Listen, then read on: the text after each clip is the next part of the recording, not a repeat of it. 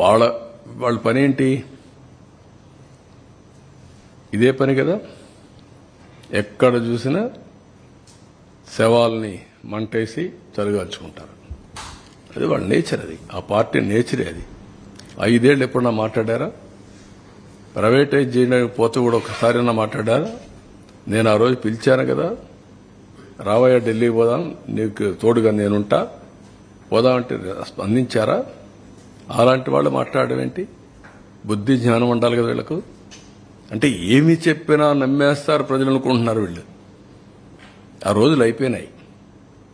వ్యక్తిత్వం, విశ్వసనీయత లేని వ్యక్తులు ఏం చెప్పినా నమ్మరు. మొన్నటి వరకు మీరు మభ్యపెట్టారు. మభ్యపెట్టిన దానివల్ల ప్రజల్లో ఏదో చెప్తున్నారు అనుకున్నారు. ఒక్కసారి అన్నారు, ఒకసారి చూశారు, ఏం జరిగింది కూడా అర్థం చేసుకున్నారు. మళ్లీ ప్రజలు నమ్మే పరిస్థితులు లేరు. ఆ విషయం వీళ్ళు గుర్తుపెట్టుకోవాలి. విశాఖపట్నం స్టీల్ ప్లాంట్ ని ఒక బాధ్యతతో ఏ విధంగా కాపాడుకోవాలో కాపాడుకుంటాం. No second thoughts. You've had several meetings with Mr. Kumaraswamy and Nirmala Sitharaman regarding the Visakhapatnam steel plant. It was one of the projects that had been sent to you in your manifesto as well. How has the centre so far been reciprocative on these plans going forward? What I'm saying, they are doing their best. Who has saved that project? First time Vajpayee. He has given money. He has saved the project at that time. Today also they are releasing some money. They are protecting. So these people are talking all political statements. That is not correct approach. It is our responsibility how to protect, how to progress that unit. That is important. We will work it out. Sir, medical కాలేజీల విషయంలో కూడా మీరు వచ్చి 100 days కూడా complete కాలేదు. అంటే last government లో తీసుకొచ్చిన మెడికల్ కాలేజీలు ఆగిపోతున్నాయి. తర్వాత మెడికల్ సీట్స్ అన్ని ఆయన ఇచ్చిన జీవో ఒకసారి చదువుకోమనండి. ఆయన ఒక జీవో ఇచ్చాడు. ఆయన ముఖాన్ని తగిలిస్తారు రాష్ట్రాన్ని తిప్పేదానికి. ఆ జీవో పెట్టి ముఖంలో తగిలిస్తే ఆ జీవోని కాకుండా ఏం అమలు చేస్తారో చెప్పానండి. పని నేను స్ట్రైట్ కోసం అంటే ఆయన బాడీకి గట్టేసి తిప్పుతాం ఆ జీవోని. ఏ జీవో ఇచ్చాడో మీరే చదువుకోండి ఒకసారి పేపర్లో. మీరు కూడా చదివితే మీకు కూడా ఒక ఐడియా వస్తుంది. అప్పుడు నేను చెప్తాను. ఇలాంటి నేరస్తులకి నేను చెప్పేది ఏంటంటే, బాబాయిని చంపి నారాసుర రక్త చరిత్ర పెట్టేసి తప్పించుకోవాలని ప్రయత్నం చేస్తే అన్నిటిని జరగవు. ఎన్ని తప్పుడు పనులన్నీ చేసి వేరే వాళ్ళ మీద దోసేయాలనుకుంటే జరగవు. ఆ రోజులు అయిపోయినాయి.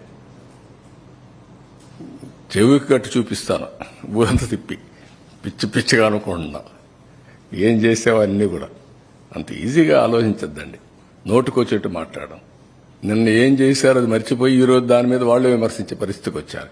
ఆ జీవో ఒకసారి చదువు, నేను చెప్పను. చెప్తే మీకు రహస్యం పోతుంది, సీక్రెట్ పోతుంది. You read that. What issued the GO in private colleges, you read that. ఒక విపత్తు వచ్చినప్పుడు ప్రవర్తించవలసిన తీరది. వాళ్ళు మనుషులు. నువ్వు మనిషి కాదు కాబట్టి, ఈ పార్టీ మనుషులు కాదు కాబట్టి ఇష్ట ప్రకారం మాట్లాడుతున్నారు. మానవత్వం లేకుండా మాట్లాడుతున్నారు. పుండు మీద కారం చల్లినట్టు. పార్టీ తరఫున అనౌన్స్ చేశారు అమౌంట్.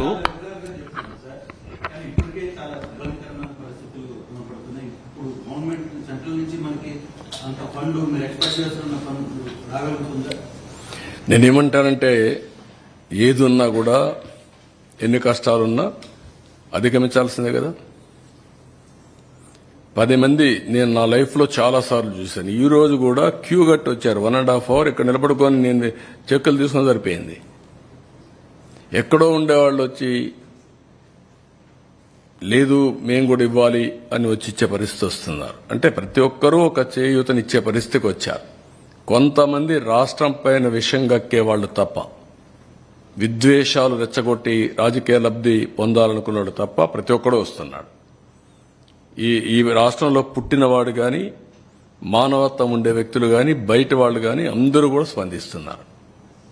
వాళ్ళకి రాష్ట్రంలో ఉండే ప్రత్యేకమైన పరిస్థితులు అర్థమైనాయి. అర్థమైన తర్వాత అందరం కూడా హెల్ప్ చేయాలి. సాటి మానవుడిగా ఒక వ్యక్తి కష్టంలో ఉన్నప్పుడు ఆదుకోవడం మన బాధ్యతను అందరూ వస్తున్నారు. వాళ్ళు వెల్కమ్ చేస్తున్నారు. అందుకే నేను కూడా ధైర్యంగా ముందుకెళ్తున్నా. No question of compromise. ఇబ్బందులు వస్తాయి. ఐఎమ్ ఫీలింగ్ తాత్కాలికం. ఎట్లా స్ట్రగుల్ చేయాలో చేస్తాం, ముందుకెళ్ళిపోతాం. ఇంకొక గంట ఎక్కువ కష్టపడతాం, లేదంటే ఇంకో 2 రోజులు ఎక్కువ కష్టపడతాం. That is only the way. ఇక్కడ మున్సిపల్ ప్రాపర్టీ ట్యాక్స్ కూడా 3 నెలలు, అదే 3 నెలలు టైం ఎక్స్టెండ్ చేస్తున్నారు. ఈ 32 వార్డుల్లో ఇది కూడా చేసి వాళ్ళని ఆదుకుంటాం. అదే మరి ఇంకొక పక్కన ఇది ఒక ప్రాబ్లం అయితే విశాఖపట్నం స్టీల్ ప్లాంట్ అది కూడా కావాలని రెచ్చగొట్టే పరిస్థితికి వస్తున్నారు. ఓకే, దాని గురించి నేను పెద్దగా మాట్లాడడం లేదు. వీళ్ళు రెచ్చగొడితే రెచ్చిపోయాళ్ళు కూడా ఎవరు లేరు ఇక్కడ. విశాఖపట్నం అనేది తెలుగుదేశం పార్టీకి ఎన్డీఏ కూటమికి ఒక స్ట్రాంగ్ ఇది. ఆ ప్రాజెక్టు కూడా ఆ స్టేజ్కి రావడానికి వీళ్ళు కారణం. ఎప్పుడు కూడా ప్రాజెక్టు మీద శ్రద్ధ పెట్టిన దాఖలాలు లేవు. ఇంత మునుపు కూడా నేనే కాపాడాను ఆ ప్రాజెక్ట్ని. వాజ్పేయి గారి పీరియడ్లో రీస్ట్రక్చరింగ్ చేసి అప్పుడు కూడా అడిషనల్ ఫండ్స్ అన్ని పంప్ చేశాం. అప్పుడు స్ట్రీమ్ లైన్ చేశాం. ఇప్పుడు కూడా నేను ఆలోచిస్తున్నాను. మళ్ళీ మొన్నే మాకు ఒక మీటింగ్ జరిగింది. కుమారస్వామి గారు, ఫైనాన్స్ మినిస్టర్, నేను డిస్కస్ చేశాం. ఈరోజు మళ్ళీ ఒకసారి మాట్లాడాను. ఇప్పుడు ఒక కొత్త డబ్బులు కూడా రిలీజ్ చేసి దాన్ని ఆపరేట్ చేయడానికి ముందుకు పోతున్నారు. ఇది అయిన తర్వాత మళ్ళీ ఒకసారి కూర్చుంటాం. ఎంప్లాయీస్ కూడా ఒకటే చెప్తున్నా, అక్కడ ట్రేడ్ యూనియన్ లీడర్స్ కూడా ఒకటే చెప్తున్నా, మనం ప్రాపర్ మేనేజ్మెంట్ పెట్టుకోకుండా ప్రాజెక్ట్ని రివైవ్ చేయకుండా కష్టపడేదైనా ఉంటే technical problems, logistic problems, administrative problems ఉంటే అవన్నీ సార్ట్అవుట్ చేసుకొని బెస్ట్ మేనేజ్మెంట్ పెట్టుకొని శాశ్వతంగా దాని లాభాల బాట పట్టించాల్సిన బాధ్యత ఉంది. ప్రైవేట్ స్టీల్ ప్లాంట్స్ అన్ని బాగుండి one of the best steel plant ఆ పరిస్థితి రావడానికి కారణం అక్కడుండే మేనేజ్మెంట్ ఆలోచించుకోవాలి, అక్కడుండే స్టాఫ్ ఆలోచించుకోవాలి, అందరం ఆలోచించుకోవాలి. నేను కూడా దాని మీద శ్రద్ధ పెడతా. కానీ ఆ ఉండేవాళ్ళు కూడా గుర్తుపెట్టుకోవాల్సింది, మనం ఏదో చారిటీ కింద 1,000 కోట్ల రూపాయల నష్టం వస్తే ఎవరొకరు బెయిల్అవుట్ చేస్తారనుకుంటే మాత్రం తాత్కాలికం. దానికంటే మనం కష్టపడదాం, మన తెలివితేటలు ఉపయోగిద్దాం, దాన్ని రివైవ్ చేద్దాం. పర్మనెంట్గా ఆంధ్రుల హక్కు విశాఖ ఉక్కు అనే స్లోగన్ని నిజం చేయాలంటే మీలో కూడా మార్పు రావాలి. అందరం కలిసి పనిచేసి దాన్ని పటిష్టంగా ముందుకు తీసుకుపోయే బాధ్యత మనందరిపైన ఉంది. రాష్ట్రానికే ఒక పెద్ద ఫ్యాక్టరీ, రాష్ట్రానికే ఒక సెంటిమెంట్ ఇష్యూ అది. అట్లని చెప్పి ప్రతిరోజు సెంటిమెంట్ అంటా కూర్చుంటే మనకు కూడా సహకరించే వాళ్ళు కూడా ఉండరు.